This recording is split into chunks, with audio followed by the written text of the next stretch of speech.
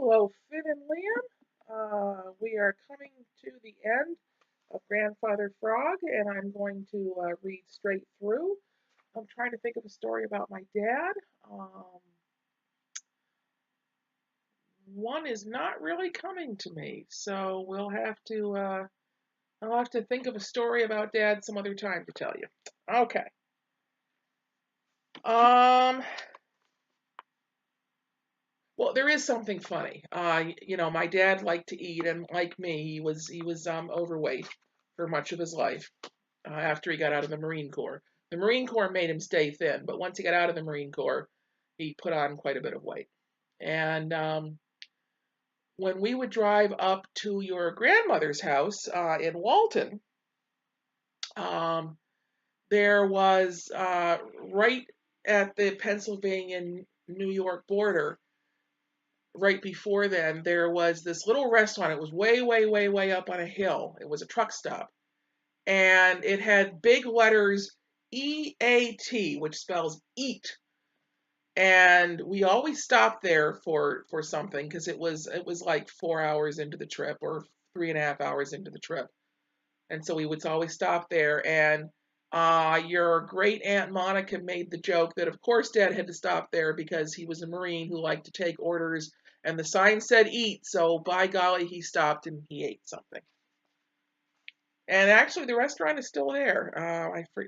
I forget what the name of the town is called, but I always know it when I see it by the side of the road because it still says "Eat." All right. Chapter 20. Grandfather Frog loses heart. Look before you leap. The water may be deep. That is the very best kind of advice, but most people find that out when it is too late. Grandfather Frog did. Of course, he had heard that little verse all of his life. Indeed, he had been very fond of saying it to those who came to the Smiling Pool to ask his advice. But Grandfather Frog seemed to have left all his wisdom behind him when he left the Smiling Pool to go out into the great world. You see, it is very hard work for anyone whose advice has been sought to turn right around and take advice themselves. So Grandfather Frog had been getting into scrapes ever since he started out on his foolish journey. And now here he was in still another, and he had landed in it head first with a great splash.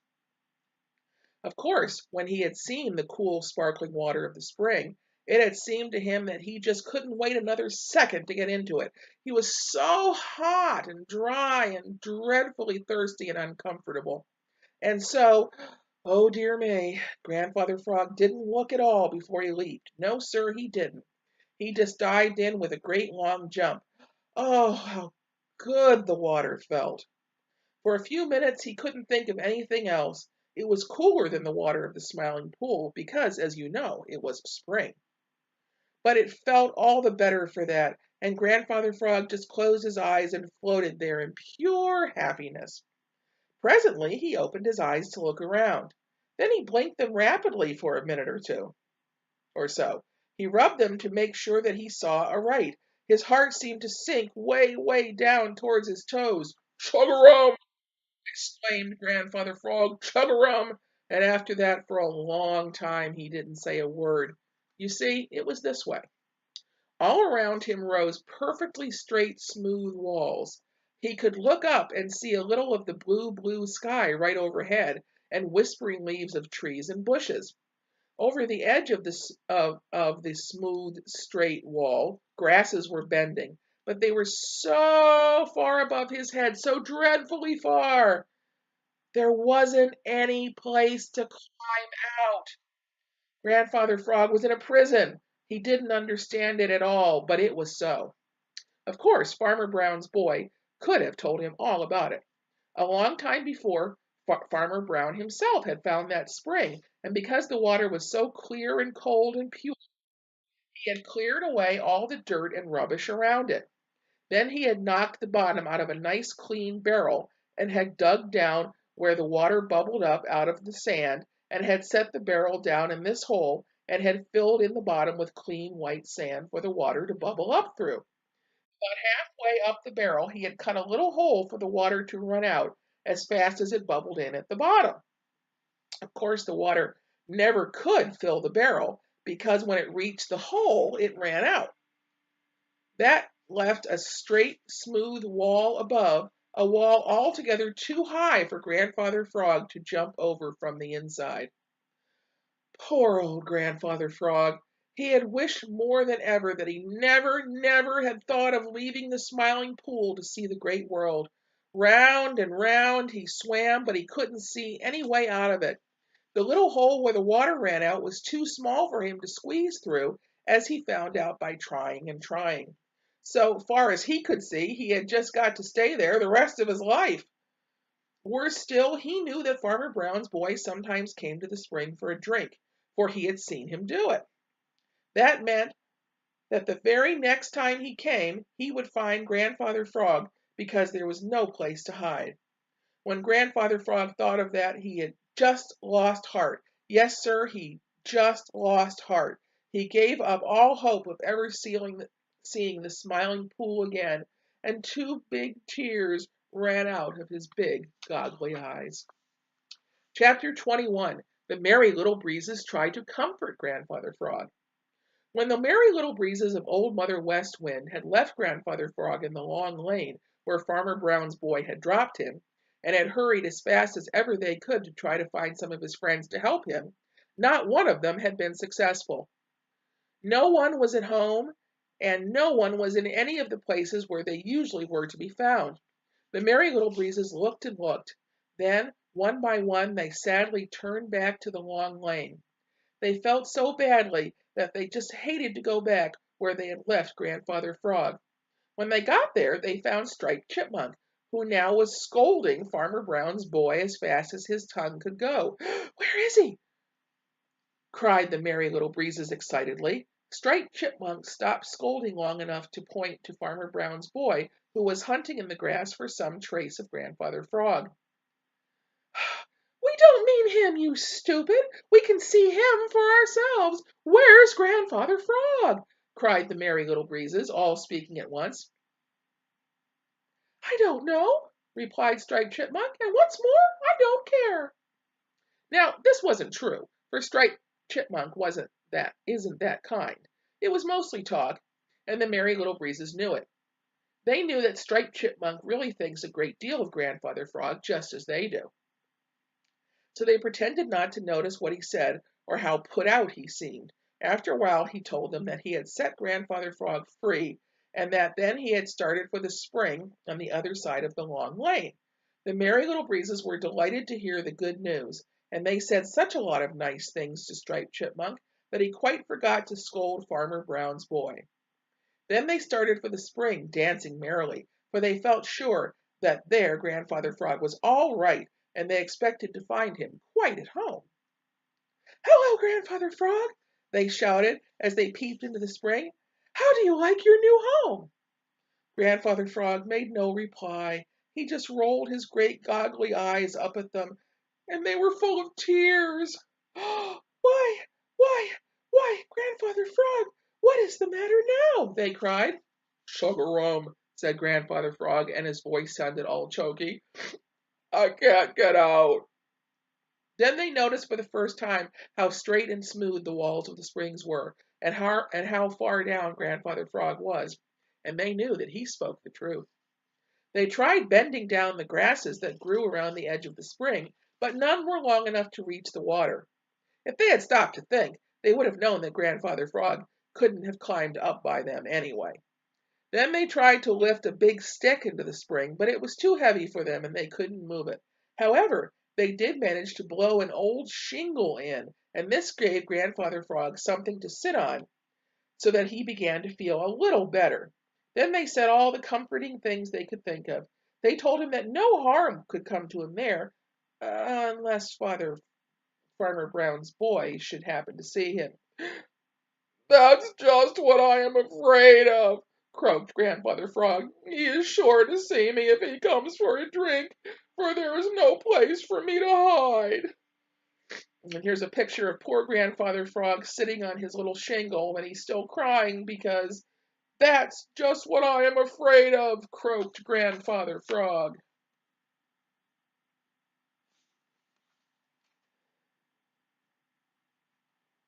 Perhaps he won't come, said one of the Little Breezes hopefully.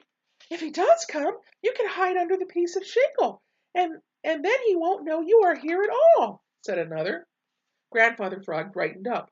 That's so, said he. That's a good idea, and I'll try it. Then one of the Merry Little Breezes promised to keep watch for Farmer Brown's boy, and all the others started off on another hunt for some help to help Grandfather Frog out of this new trouble. Chapter 22. Grandfather Frog's Troubles Grow. Head first in, no way out. It's best to know what you're about. Grandfather Frog had had plenty of time to realize how very true this is. As he sat on the old shingle, which the Merry Little Breezes had blown into the spring, where he was a prisoner, he thought a great deal about that little word, if.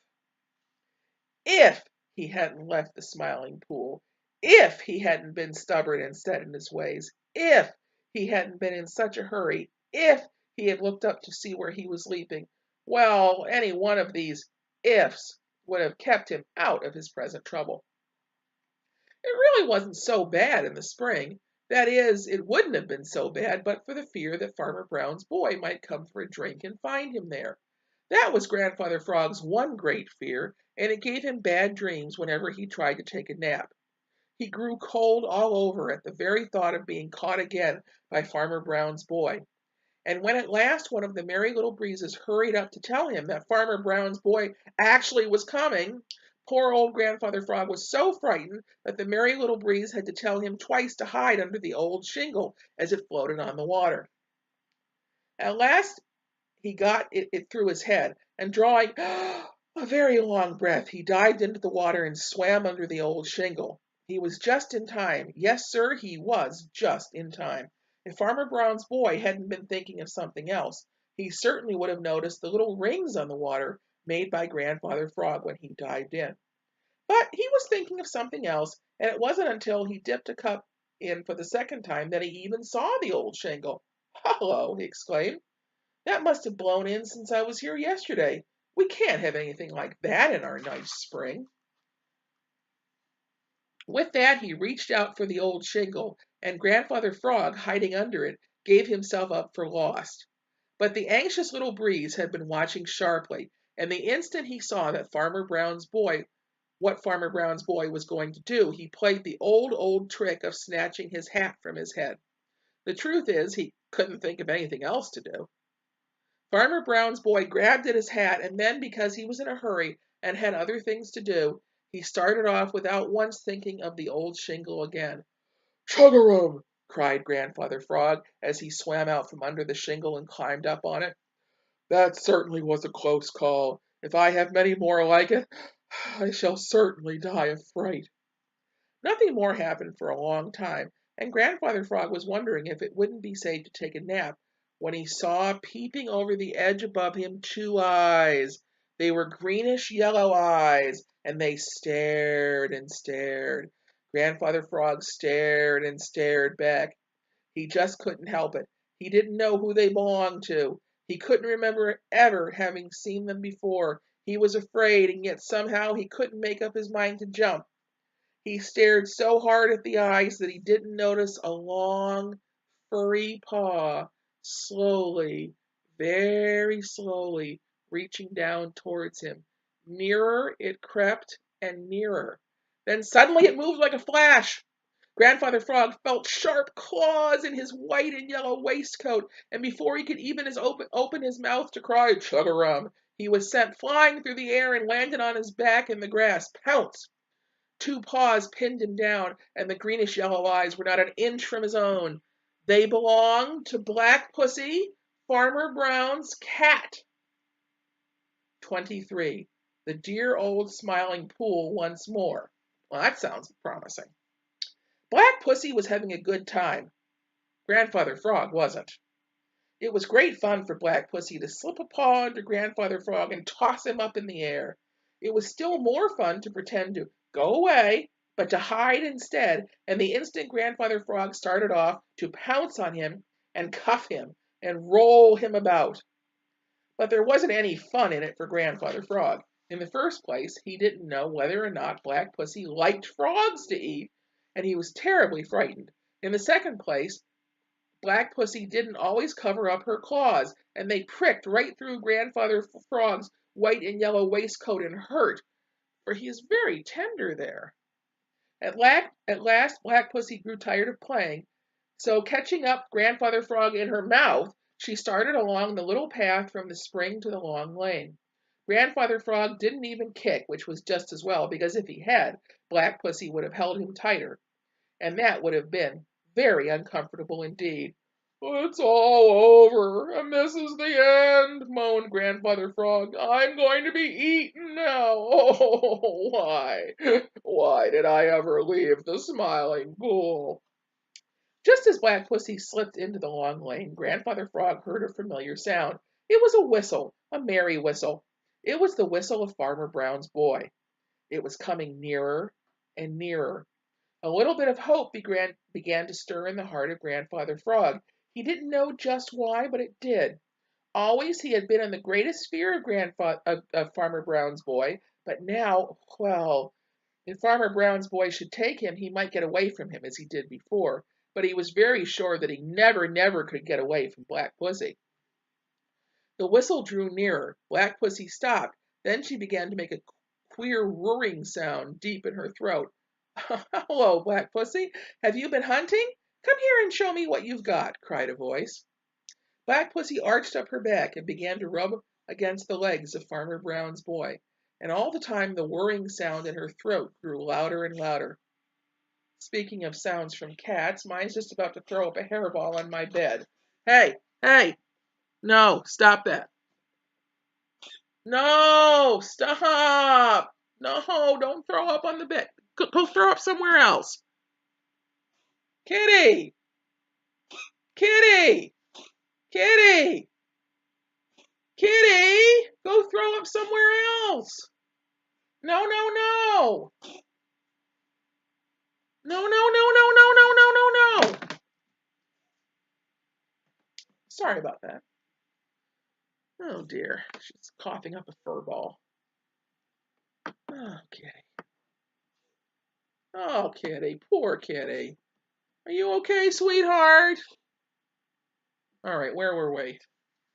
Oh dear, poor kitty. All right. Black Pussy arched up her back and began to rub against the legs of Farmer Brown's boy, and all the time the whirring sound in her throat grew louder and louder. Farmer Brown's boy stooped down to see what she had in her mouth.